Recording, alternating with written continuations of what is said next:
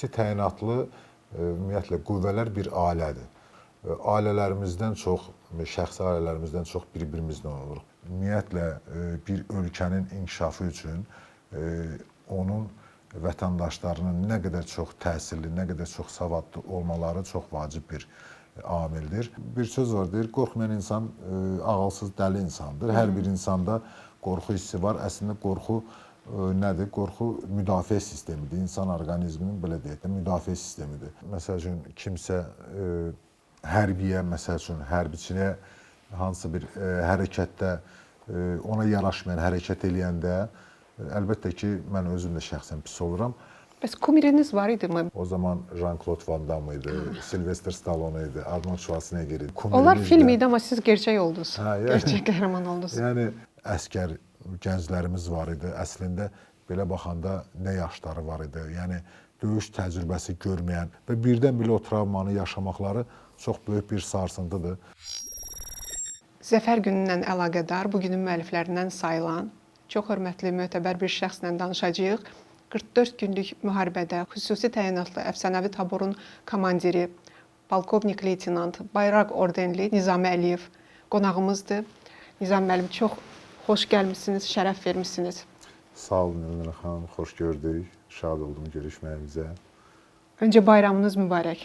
Bayramımız mübarək. Təşəkkür edirəm. Bütün Azərbaycan Respublikasının, Azərbaycan xalqının bayramı mübarək olsun. Yaxşı ki, sizin kimi bir qəhrəmanla tanışıq, yaxşı ki gəlmisiniz və istəyirəm bu qəhrəmanın həyat yolundan başlayaq. Qəhrəmanın bu həyata başlama yolu deyəndə təbii ki, dünyaya gəlişini nəzərdə tuturam.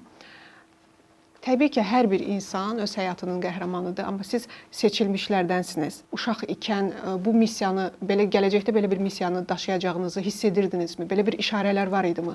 Yox, əslində, belə deyək də, elə bir missiyanı və elə bir həyat çəkəcəyimi, yəni bilmirdim uşaqlıqdan. Tiflis şəhərində anadan olmuşam, amma ailəm Gəncədən idi.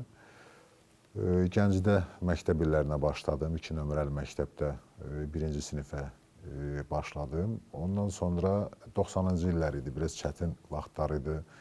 Müharibənin başladığı bir vaxtlar idi, 1-ci Qarabağ müharibəsinin. Həm Azərbaycan Respublikası yenicə müstəqil olmuşdu. Ona görə də hər kəsin bildiyi kimi həmən vaxtları çətin vaxtlar idi. Atam mühəndisdir, anam evdar qadın idi. Bir qardaş, bir bacım var. Uşaqlıqdan əslində belə deyək də, yəni aktiv həyat tərzi sürürdüm. Yəni idmanla məşğul idim uşaqlıq vaxtlarımdan. Yəni boksla məşğul olmuşdum, judo ilə məşğul olmuşdum. Ondan sonra yaxşı nailiyyətlərim, yaxşı dərəcələrim var idi.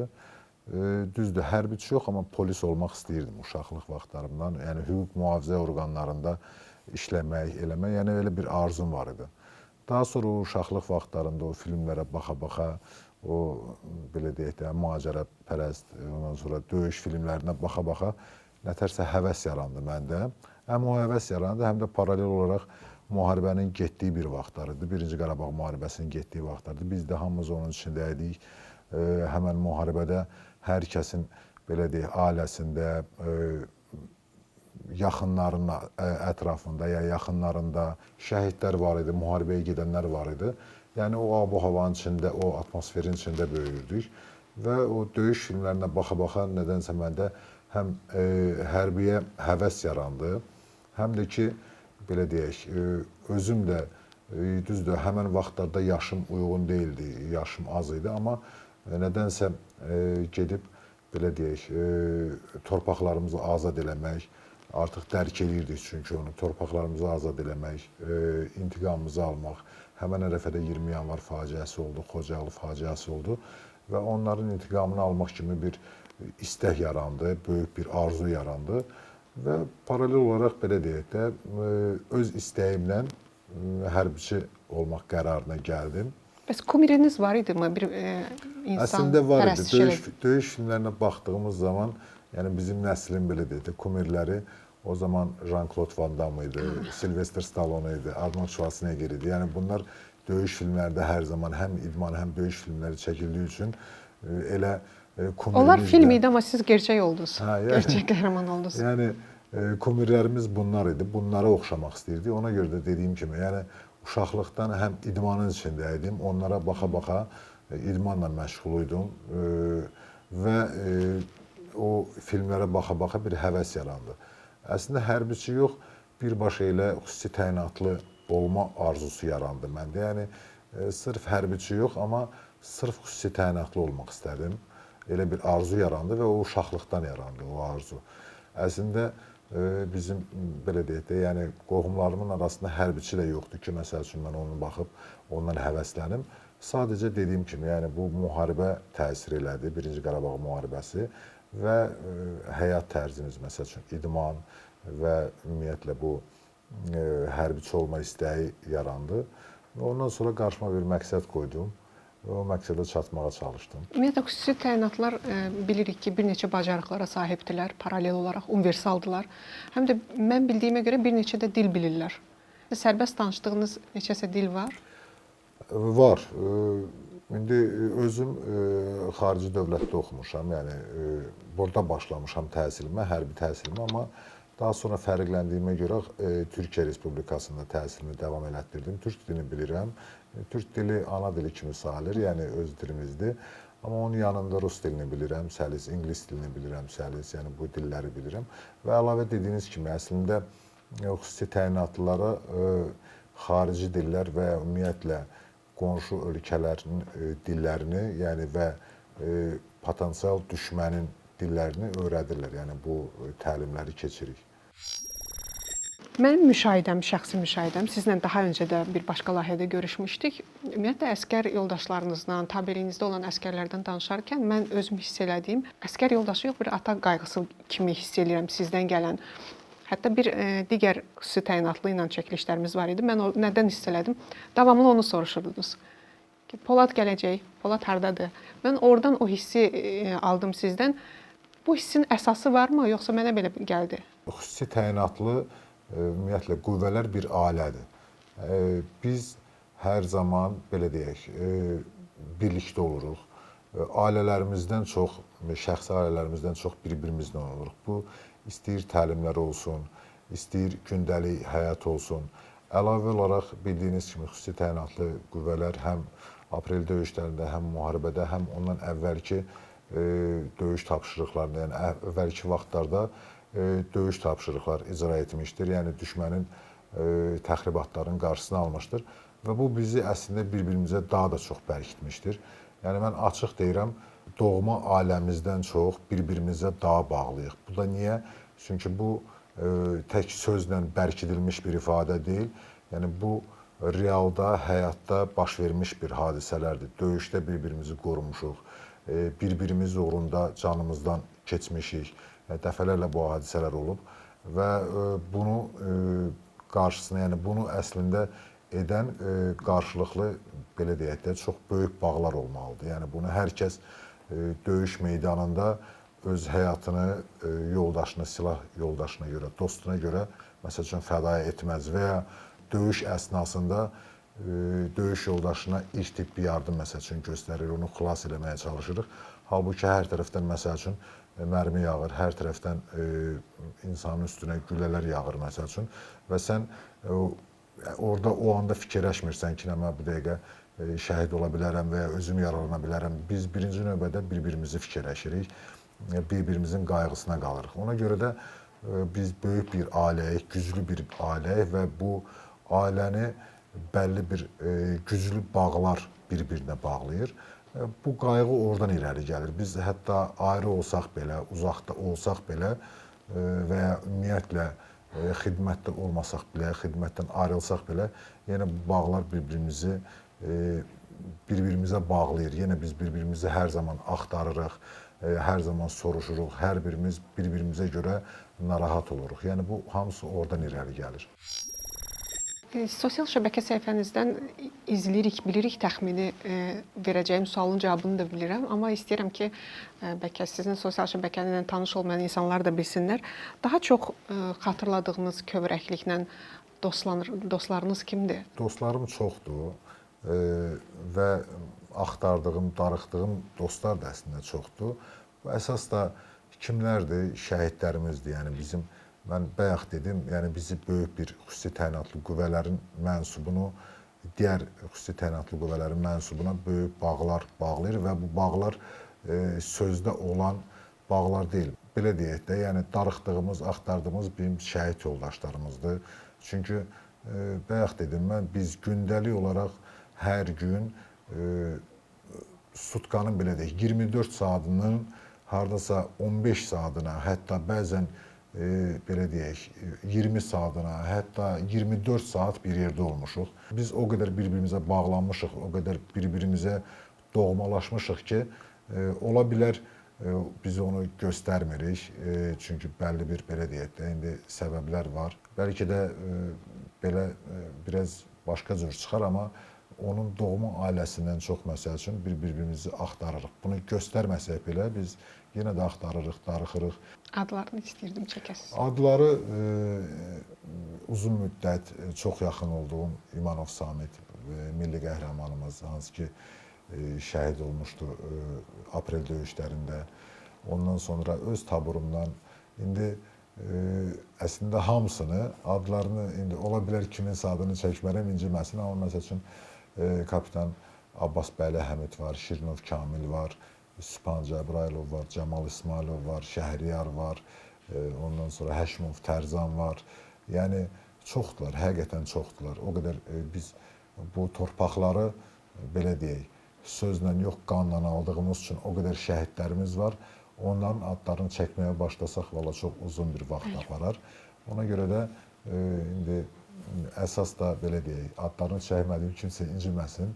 Amma hamısı üçün, bütün şəhidlərimiz üçün və ümumiyyətlə kimin komandiri olmuşamsa, onlar mənim üçün əziz olub, mənim üçün doğma olublar. Sosial şəbəkədən deyəcəm, mən sizi izləyirəm və ailə münasibətləriniz də çox xoşuma gəlir. Övladlarınızla olan münasibət, xüsusilə qız övladınızda oğlandan fərq qoymursunuz, hiss olunur o. Yəni o da digəri kimi azaddır və uşaqların sanki təhsilinə də, dünya görüşünə də, idman həyatına da yəni sərmayə qoyursunuz, hiss olunur. Həm mənəvi, həm maddi. Ümumiyyətlə, necə düşünürsünüz? Qəhrəman övladı necə yetişməlidir? Fərqi yoxdur, qəhrəman həyatdadır, yoxsa həyatda deyil? Yox, əlbəttə, yəni təhsil vacib bir şeydir. Ümumiyyətlə, ailə, biz hər birimiz, yəni bütün xüsusi təyinatlar mənsubları hamısı ailələrdən bağlıdır. Niyə? Çünki biz bayaq dedim, ailəmizlə birlikdə çox az vaxt keçiririk. Yəni əksər vaxtlar hər zaman işdə olmuşuq, təlimlərdə olmuşuq, ezamiyyətlərdə olmuşuq və ona görə də istər-istəməz ailələrimiz üçün hər zaman darıxmışıq, övladlarımız üçün darıxmışıq.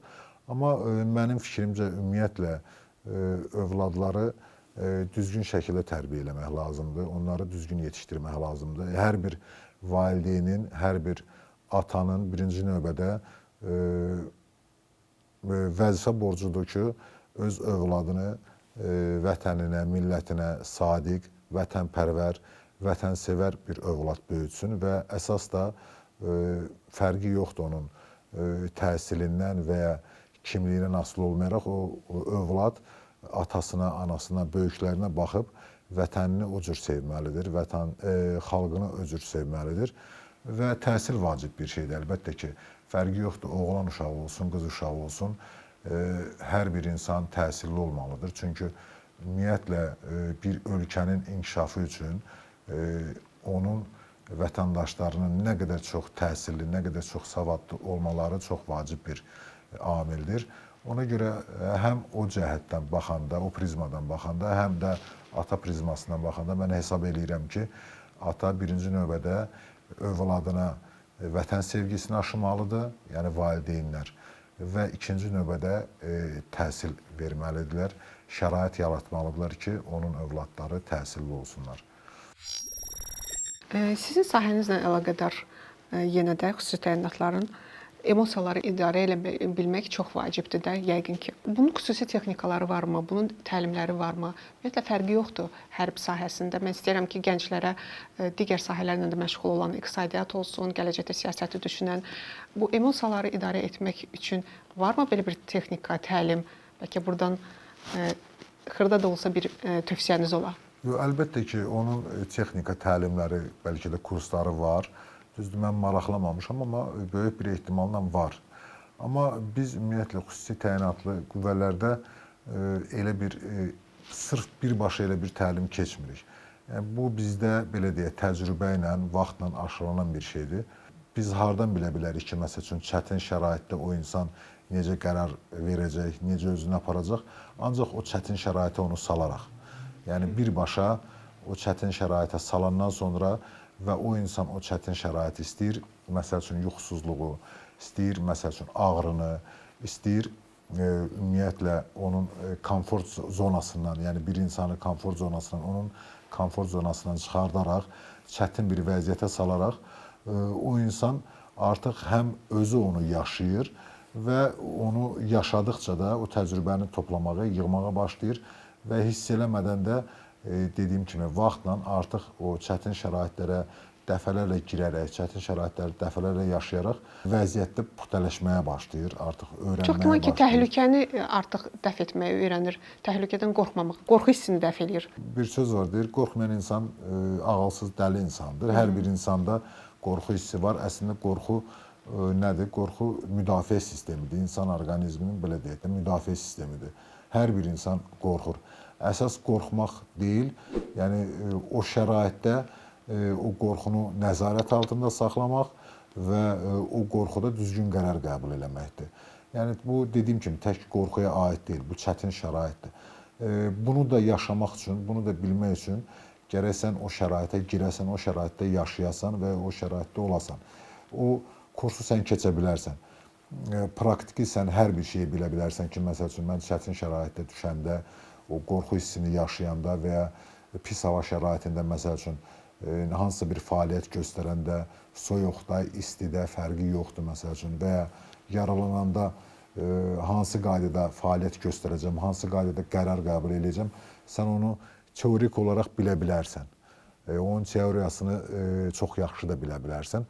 Amma sən ona girmədikcə, onu yaşamadıqca sən əmin olmazsan ki, hansı qaydada sən o şəraitdə, real şəraitdə necə qərar və ya necə qərar qəbul edəcəksən, necə qərar verəcəksən və ümumiyyətlə özünü necə aparacaqsan. Nizam müəllim, əsgərlikdən kadrlar görəndə, ümumiyyətlə dünya kinematografiyasında da, həyatda da, xarici ölkələrdə də, bizdə də xüsusilə tez-tez şahidi oluruq əsgəri motivasiya edən mahnılar, şeirlərə. Onlar istirahət vaxtında da, təlimlərdə də bundan istifadə edirlər.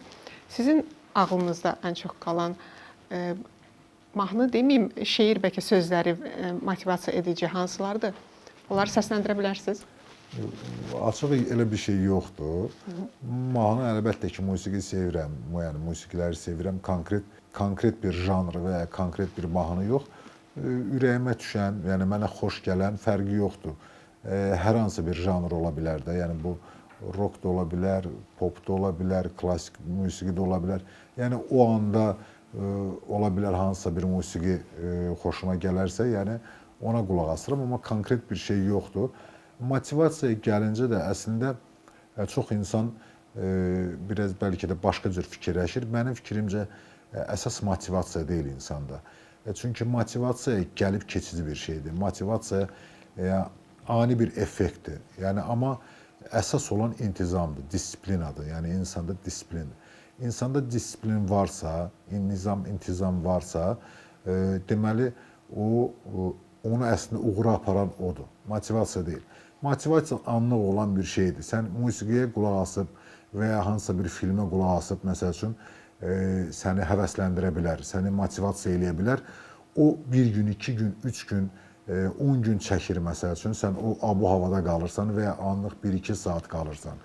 Amma o ondan sonra keçib gedir. Dünən hansısa bir idman filminə baxdın, həvəsə gəldin, dedin ki, mən idmanla məşğul olmaq istəyirəm və başlayırsan idmana, səhər deyirsən ki, mən səhər duracam, məsəl üçün. Bir gün durursan, 2 gün durursan idmana, ondan sonra 3-cü gün artıq o motivasiyaya keçir. Deyirsən, məsəl üçün, bugün biraz yatım, bugün çıxmayayım, sonra o biri gün çıxmayayım, elə və bu itib gedir.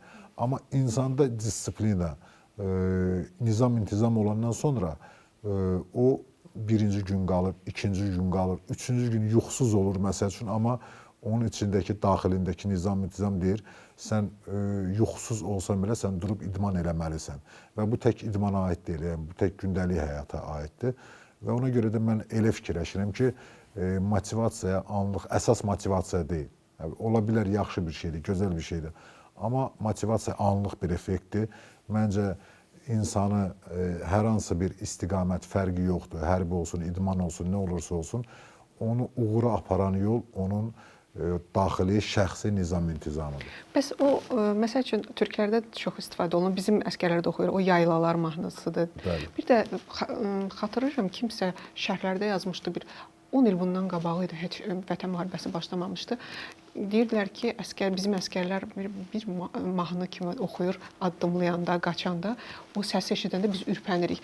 Onun məqsədi düşməni qorxutmaqda, onlara xəbər göndərməkdir, yoxsa necə?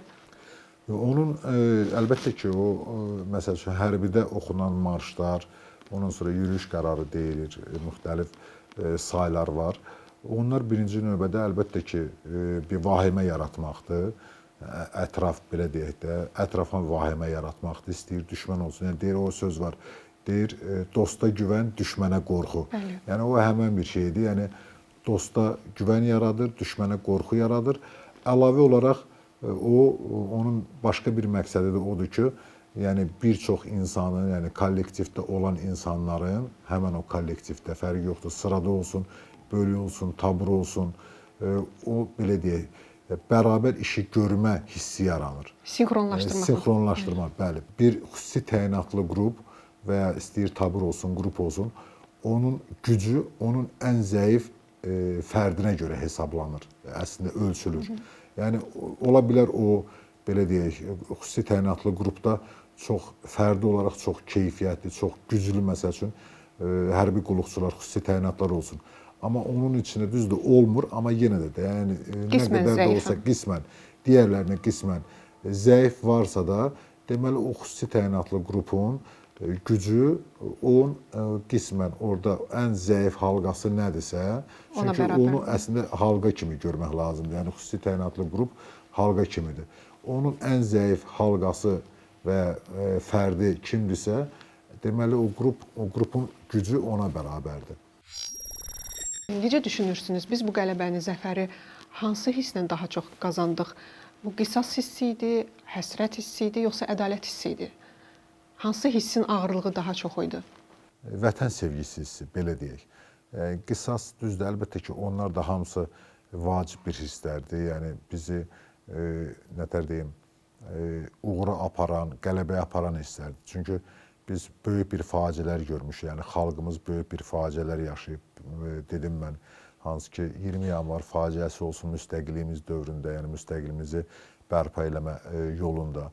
Ondan sonra Xocalı faciəsi və tək Xocalı deyil, yəni o qədər elə bir hadisələr olub, məsəl üçün, bizim analarımız, bacılarımız, körpələrimiz, məsəl üçün, öldürülüb düşmən tərəfindən.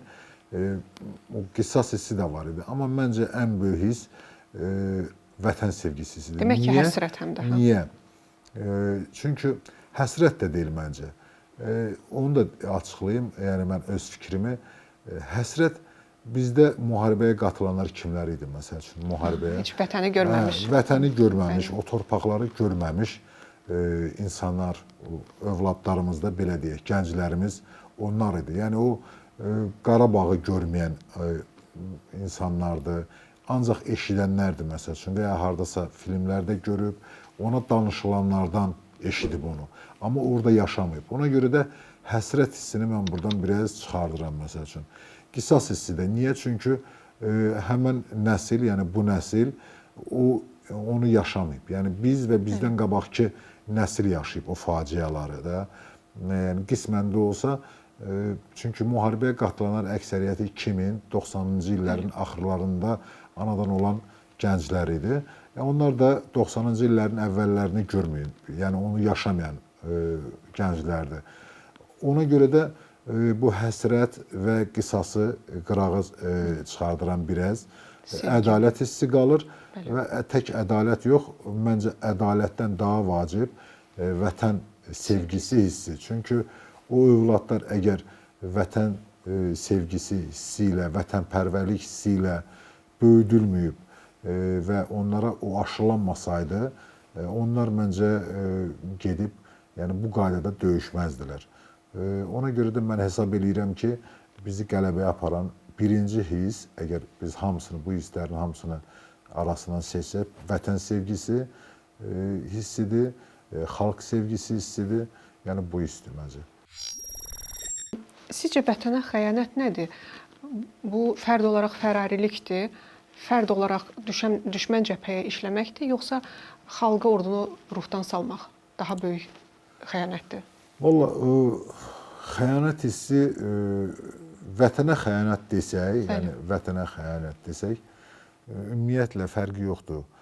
İstəyir düşmənə məlumat göndərəsən, sən düşmən tərəfinə keçəsən, yəni tək o deyil. Yəni əgər sən vətənini, millətini sevmirsənsə, xalqını sevmirsənsə və ona qarşı hansısa bir fəaliyyət göstərirsənsə, bu tək hərbiyə aid deyil. Yəni mən bunu hər bir şeyə aid edirəm, bütün peşələrə aid edirəm. Müəllim olsun, hərbiçi olsun, həkim olsun və ya nə bilim siyasətçi olsun, fərqi yoxdur. Kim olursa olsun, əgər onun üçün, yəni o insan üçün birinci növbədə prioritetdə vətən, xalq deyilsə və onun, belə deyək, bəlkə də fərdi maraqları doğrultusunda hərəkət eləyirsə, elə o xəyanət odur. Yəni şərt deyil ki, sən nəsə düşmənəsən, əgər bilərəkdən peşəni düzgün yerinə yetirmirsənsə, həkimsənsə, həkimliyini düzgün yerinə yetirmirsənsə, müəllimsənsə, müəllim kimi vicdanla işini görmürsənsə, bilərəkdən, bir daha deyirəm, bilərəkdən və bilə-bilə və eyni zamanda da dediyim kimi siyasətçi, bunun faktorları çoxdur, rüşvətdir, başqa şeylərdir, yəni çoxdur. Bunları tək-tək sadalamaq istəmirəm. Ümumiyyətlə deyirəm, bilərəkdən vətənə qarşı işini düzgün yerinə yetirmirsənsə, elə vətən xaini o deməkdir. Yəni hər hansı bir fəaliyyət deyil, düşüncədə də xəyanət etmək olur. Əlbəttə ki, düşüncədə də. Yəni istəyir düşüncə olsun, istəyir fəaliyyət olaraq bayaq dedim. Məsəl üçün mən hərbiçiyəm, mən zabit olmuşam, oxumuşam, dövlət məni oxudub, nə qədər vəsait məsəl üçün mənə xərcləyib, yəni fərd olaraq özümü deyirəm və mən zabit olandan sonra əsgərləri düzgün yetişdirmirəmsə, onlara bilik savadlarımı, yəni mən öyrəndiyim, mənə öyrədilən biliklərimi onlara aşılamıramsa, onları düzgün yetişdirmirəmsə, vətənə, xalqa layiq yetişdirmirəmsə və sabah ola bilər müharibə olar, ola bilər müharibə olmaz, həmən fərdlər gedər müharibəyə və mən onları, belə deyək, düzgün yetişdirmədiyimə görə onların qarşısına qoyulan tapşırığı onlar düzgün yerinə yetirməyəcəklər. Nəticədə nə olacaq? Məğlub olacağıq. Yəni o vətənə xəyanət elə buradan başlayır. Təbii ki, bu boyda zəfərin miqyasına, statusdan sui-istifadə halları heç bir zərbə vura bilməz. Amma şəxsən özünüzün münasibətinizi bilmək istəyirəm ki, bu boyda əmək sərf olunub orada olaraq əsgər adına xələl gətirən hallar sizə də təsir edirmi? Əməyinizə haqsızlıq hesab edirsinizmi? Əlbəttə, pis oluram. Yəni, məsəl üçün, kimsə hərbiyə, məsəl üçün, hərbiçiyə hansısa bir hərəkətdə ona yaraşmayan hərəkət eləyəndə, əlbəttə ki, mən özüm də şəxsən pis oluram. Amma onu da, belə deyək də, fərd olaraq qiymətləndirmək lazımdır əslində. Yəni, bir insan istəyir hərbiçi olsun, bir zabit olsun, əskər olsun, fərqi yoxdur. Əgər o hansısa bir hərbiyə yaraşmayan hərəkəti eləyirsə, onu biraz ümumiləşdirmək düzgün deyil. Öz adına eləyir. Öz adına eləyir onu, bəli. Onu görmək lazım deyil ki, hər kəs elədir, hər bir kəs elədir. Hər bir insan fərqli ailədən gəlir, fərqli tərbiyə görür, fərqli mühitdə yetişir və kimsə gedib düzgün hərəkət eləməyəndə, əslində onu geyindiyi formaya, geyindiyi paltara, məsəl üçün, hər kəs ümumiləşdirmək məncə düzgün deyil, amma yenə də əlbəttə ki, mən pis oluram, özüm də pis oluram, görəndə, gördükcə, eşitdikcə əlbəttə ki, pis oluram. Amma onu da dediyim kimi, yəni ümumiləşdirmək, mənim fikrimcə ümumiləşdirmək düzgün deyil. Müharibədə döyüşmüş, psixoloji sarsıntılar keçirmiş insana yaxınları, qonşuları, qohumları sizcə necə davranmalıdır? Nələri demək olar onlara, nələri olmaz? Ehtiyatlı olmaq lazımdır. Hər insan fərqlidir, hər insanın psixologiyası fərqlidir, hər insanın ona vurulan, belə deyək də, zərbələrə qarşı immuniteti fərqlidir. Əslində biz nətər, onu yaşayan insanlar bilir və bir balaca, bəlkə də o insanın yaxınları bilir. Yəni, müharibə əslində çox ağır bir, nətər deyim, ağır bir şeydir. Yəni, orada insan psixoloji olaraq çox böyük bir sarsıntı keçirir. Hətta, belə deyək, nə qədər də güclü olsan belə, istər-istəməz təsir göstərir. Bunun bir çox faktorları var. Yəni, müharibədə bəzi insanların həyatı boyu, illərlə görmədiyi və heç ağlına gəlməyəcəyi şeyi bir insan müharibədə bəlkə də 2 dəqiqənin içində, 1 dəqiqənin içində görür, yaşayır. Yəni, bir çox travmalar var. Yəni, döyüş travmaları, müharibə travmaları var. Bu, həm mənəvi travmalar var, həm, belə deyək də, birbaşa fizioloji travmalar var. Yəni, çoxdur, həddindən artıq. Mən o insanları başa düşürəm. Niyə başa düşürəm? Çünki mən onu yaşamışam, mən onu bilirəm, mən onu görmüşəm. Yəni, yanında insanın, belə deyək, şəhid olması, bir dostunun, fərqi yoxdur, dost olmasa da bir insanın son nəfəsini yanında verməyi, bəzən bir insanın paramparça olmağı, ona görə də mən başa düşürəm, yəni çox çətindir o insanlara. Elə gənclər var, məsəl üçün, müharibədə özünüz gördünüz, əskər gənclərimiz var idi. Əslində, belə baxanda nə yaşları var idi. Yəni, döyüş təcrübəsi görməyən, əvvəlcə döyüşdə olmayan, bu hissi birinci dəfə yaşayan əksəriyyəti elə idi. Yəni, xüsusi təyinatlı qüvvələri qırağa qoysaq, qalanları hamısı elə idi. Yəni, ümumiyyətlə, anlayışı yox idi, görməmişdilər, yaşamamışlar elə bir şey və birdən belə o travmanı yaşamaqları çox böyük bir sarsıntıdır. O insanlara dəstək olmaq lazımdır, o insanları başa düşmək lazımdır. Düzdür, bəzi insanlar başa düşmək istəmir, anlayışla qarşılamır. Dediyim kimi, o insanları o travmanı və o abu-havada, o şəraitdə, o şəraiti yaşayan insanlar başa düşür. O insanlara dəstək eləmək lazımdır, kömək eləmək lazımdır, küstürmək lazım deyil, kənara atmaq lazım deyil. Ehtiyac varsa, dediyim kimi, psixoloji dəstəyə ehtiyac var. O insanları lazımsa müalicə eləməyə ehtiyacı var, olur. Yəni, dediyim kimi, o insanları cəmiyyətə qaytarmaq lazımdır, cəmiyyətə qazandırmaq lazımdır o insanları. Kəsib atmaq asandır. Ən asan yolu kəsib atmaqdır. O insanı dışlamaq, o insanları kənara atmaq, o insanları anlayışla qarşılamaq lazımdır və cəmiyyətə qazandırmaq lazımdır. Bu qələbəni qazanan hərbi məktəb hansı hərbi məktəb idi? Ulu öndərimiz, belə deyək, sıfırdan bir ordu yaratmağa başladı. Ən böyük memarı ulu öndərimiz və ali baş komandanımız oldu. Müharibədə zəfər xəbərini kimdən almışdınız? Oradakı yaralanan və müalicə görən yoldaşlarımızdan xəbər eşitdim. Nə qədər də münasibətlərimiz yaxşı olsa, nə qədər də indi qonşuluq münasibətləri yaşasa da, biz hər zaman onlardan bir neçə addım irəlidə olmalıyıq. Düşünsək ki, şəhid yoldaşlarınız sizi eşidir. Bu zəfər günündə onlara nə demək istəyərdiniz? Qanınız yerdə qalmadı. Bu zəfəri qazandıq, torpaqlarımızı azad etdik. Rahat yata bilərsiniz.